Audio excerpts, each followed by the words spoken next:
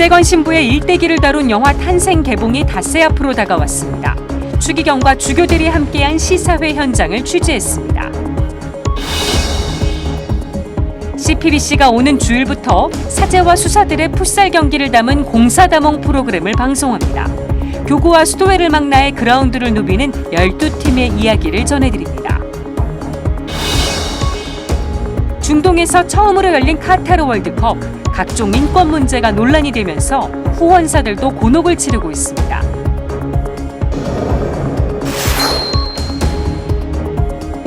시청자 여러분 안녕하십니까? 11월 25일 금요일 CPBC 뉴스 시작하겠습니다. 성 김대건 신부의 일대기를 담은 영화 탄생이 30일에 개봉합니다. 교황청 시사회에 이어 주교와 신자들을 대상으로 시사회가 열렸는데요. 서울대교구장 정순택 대주교는 영화가 신앙을 뜨겁게 하는 계기가 되길 희망했습니다. 김형준 기자입니다. 영화 탄생의 개봉을 엿새 앞둔 어제, 바티칸에서 시사회를 개최한 제작진이 이번엔 한국교회 주교들과 성직자, 수도자, 그리고 평신도들을 찾아왔습니다. 염수정 추기경과 서울대교구장 정순택 대주교, 그리고 손희송 구요비 주교가 시사회에 자리를 빛냈습니다. 상영관을 가득 메운 신앙인들은 영화 속 거룩하고 모험적인 김대건 신부의 삶에 감동했습니다. 특히 김 신부가 이 땅의 신앙을 위해 순교하는 장면에서 신자들은 눈물을 보이기도 했습니다. 우리를 불쌍히 여기소서. 영화를 감상한 정순택 대주교는 모두가 감동의 시간을 보냈으리라 생각한다고 말했습니다. 그러면서 영화를 통해 종교의 자유가 없던 시기, 신앙 선조들의 삶을 묵상하며 지금의 우리의 신앙도 불지피게 되는 계기가 되길 희망했습니다. 우리가 얼만큼 이 정말 신앙을 위해 몸바치고 있는지를 또 한 번 더 이렇게 묵상해 보게 되는 좋은 시간이었던 것 같습니다. 우리의 신앙을 다시금 이렇게 불지피는 좋은 계기가 되기를 바랍니다. 탄생의 메가폰을 잡은 박흥식 감독은 영화관을 찾은 김대건 신부의 후배 성직자 그리고 수도자들에게 영화를 바친다고 말했습니다. 김대건 신부님이 감옥에서 마지막으로 쓰신 한글 편지가 있죠. 내가 가고 주님께서 더 착실한 목자를 보여주실 것이다. 이 자리에 계신 수많은 신부님들이 김대건 신부님을 뒤이어서 나타나신 착실한 목자이십니다. 여러분들에게 이 영화 편지입니다. 김대건 역을 맡아 아직까지 마음속에 김 신부가 남아있다는 배우 윤시윤 씨. 윤 씨는 종교인을 넘어 더 많은 이들에게 김 신부의 삶이 빛으로 다가오도록 탄생에 대한 많은 관심을 요청했습니다. 이 영화는 참 종교인들이 보기에 참 아름다운 영화입니다. 하지만 세상 사람들에게, 믿지 않는 분들에게 더더욱 전파가 돼야 되고 그들에게 빛이 되고 비전이 되어야 합니다. 많은 소문 부탁드리겠습니다. 감사합니다. 한편 어제 시사회에는 수원교구장 이용훈 주교와 의정부교구장 이기현 주교, 군종교구장 서상범 주교도 참석했습니다. CPBC 김형준입니다. 요즘 지구촌이 카타르 월드컵 열기로 뜨겁습니다.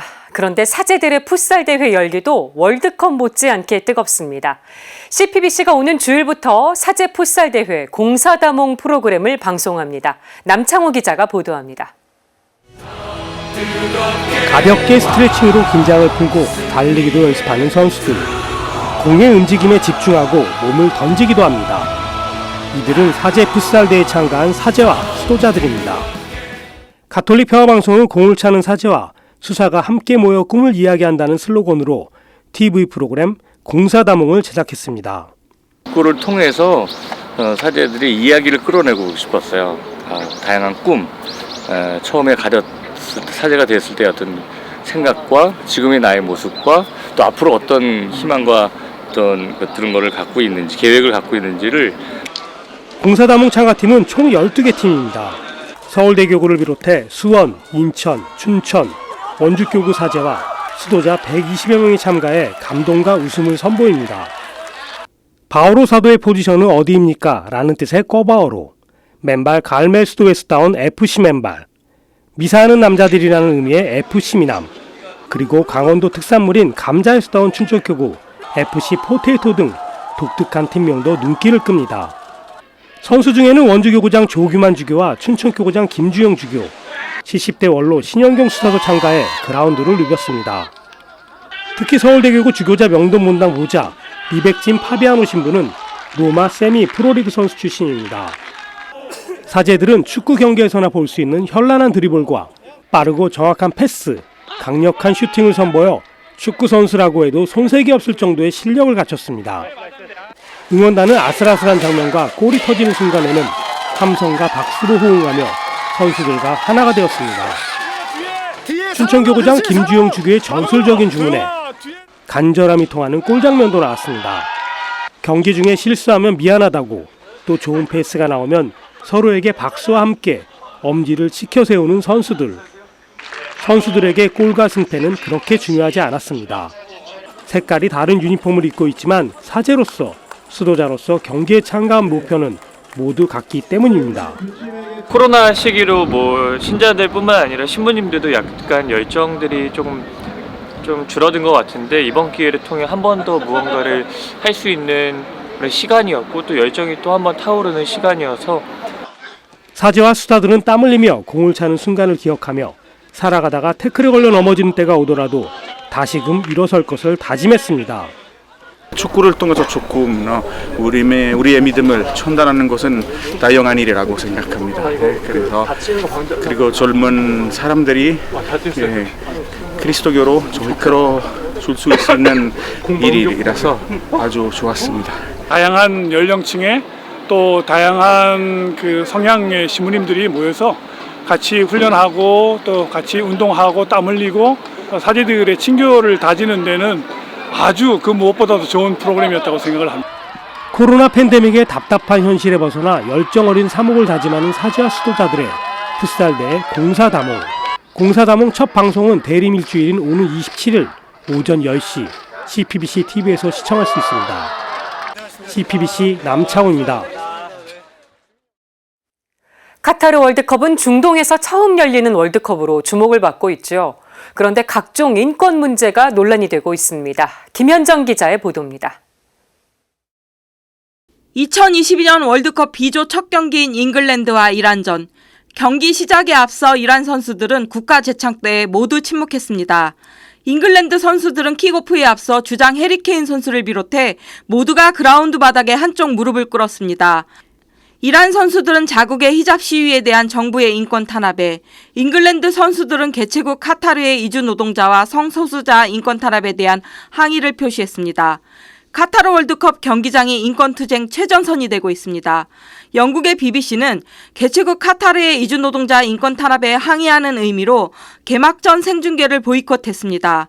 영국의 가디언지는 월드컵을 보이콧하는 시민들의 의견을 다양하고 상세하게 보도했습니다.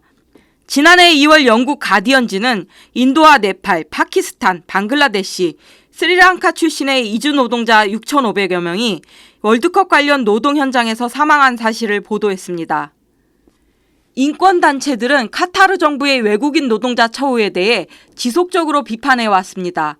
국제 엠네스티는 이주 노동자들에 대한 카타르 기업의 강제 노동을 고발했습니다. 현장에서는 오래된 임금 체불이라든가 강제 노동, 그리고 심하게는 출국 당시에는 건강상의 문제가 없었는데 현장에 가서 일을 하고 난 뒤에 원인을 알 수 없어서 이제 사망하신 그 분들까지 나오고 있었기 때문에 이는 이제 명백한 인권 침해로 보고 카타르 정부의 이 문제에 대한 해결과 그리고 책임을 촉구한 바 있습니다.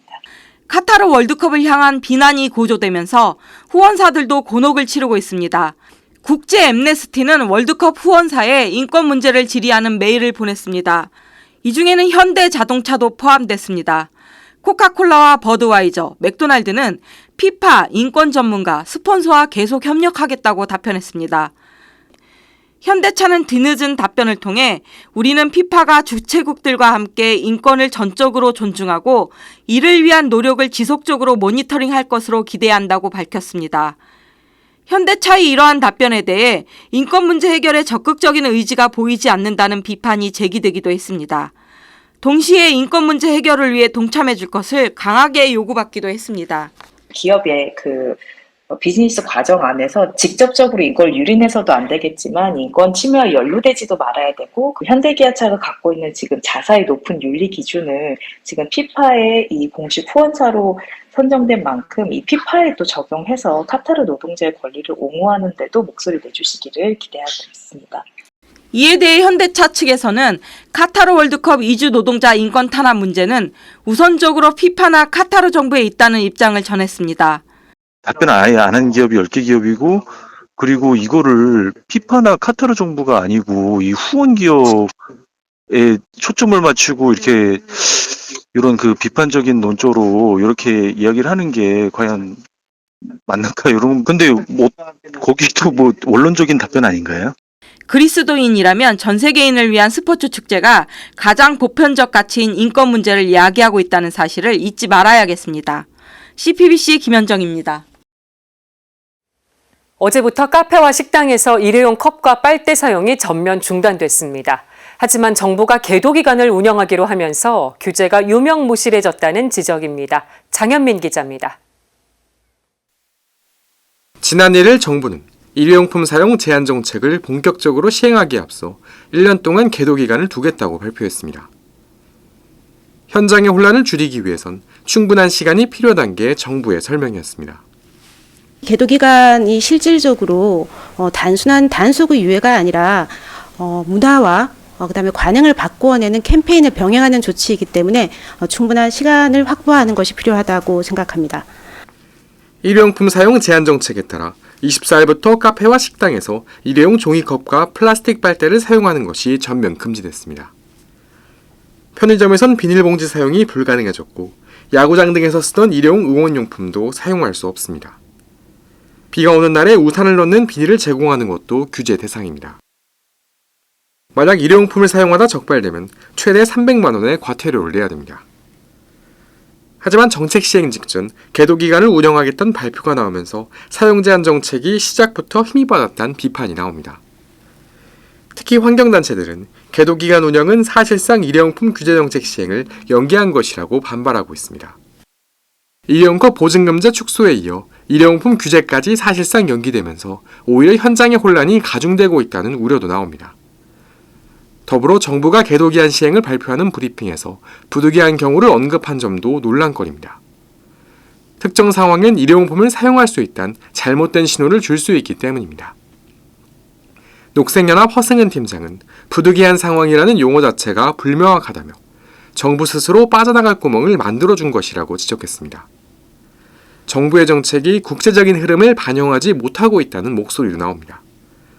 지난 3월 열린 제5차 유엔 환경총회에선 플라스틱 오염 관련 협약을 마련한다는 결의안을 채택했습니다. 플라스틱은 버려질 경우 영구적으로 문제를 일으키는 만큼 이를 공론화해 법적으로 구속력 있는 협약을 만들기로 한 겁니다. 김나라 그린피스 플라스틱 캠페이너는 정부가 일회용컵 보증금제 축소에 이어 일회용품 사용 규제에 계도 기간을 부여하는 등 시대에 뒤떨어진 정책을 내놓고 있다고 지적했습니다. 이어 세계적으로도 플라스틱 배출량을 줄이기 위한 노력이 이어지고 있다며 정부 역시 적극적인 정책과 규제를 통해 플라스틱 오염 문제 해결에 나서야 한다고 촉구했습니다. CPBC 장현민입니다. 이상으로 CPBC 뉴스를 마칩니다. 시청해주신 여러분 고맙습니다.